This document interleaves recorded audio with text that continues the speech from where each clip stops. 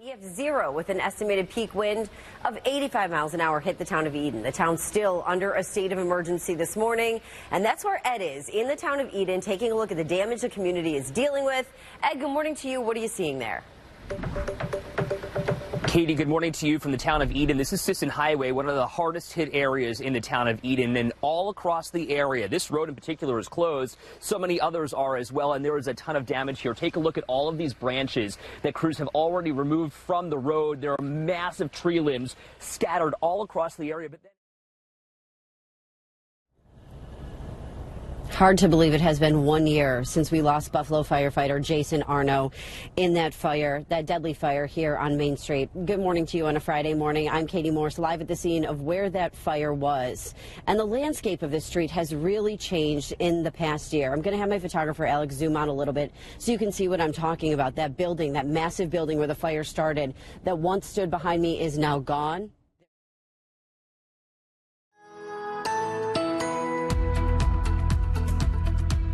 Oh, they're brutal. It's the coldest spot in Erie County. You know, the weather's been pretty mild, so something's been saving up and it's coming down now. This is how it is plowing the roads in Bill's country.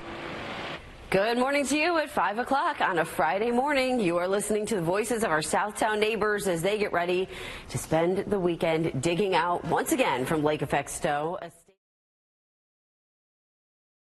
Some Republican state leaders are calling for a full repeal of the HALT Act this afternoon in Albany. So I wanted to take some time to remind you who this law applies to. The law stops some people from being put in solitary confinement, including anyone under 21, those over 55, anyone with a disability, and pregnant women.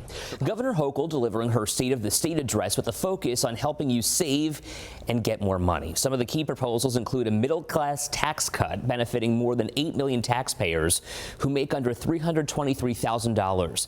The governor is also calling on the state to send an inflation refund check. Anyone making under $150,000 would get $300, while families making under $300,000 would get $500. The governor also wants community college to be free for people between the ages of 22 and 55.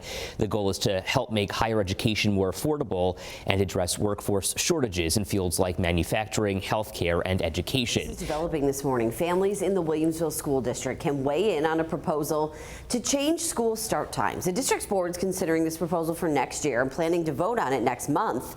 Community members getting a chance to learn more about it during Tuesday's board meeting. So under this proposal, let's take a look here.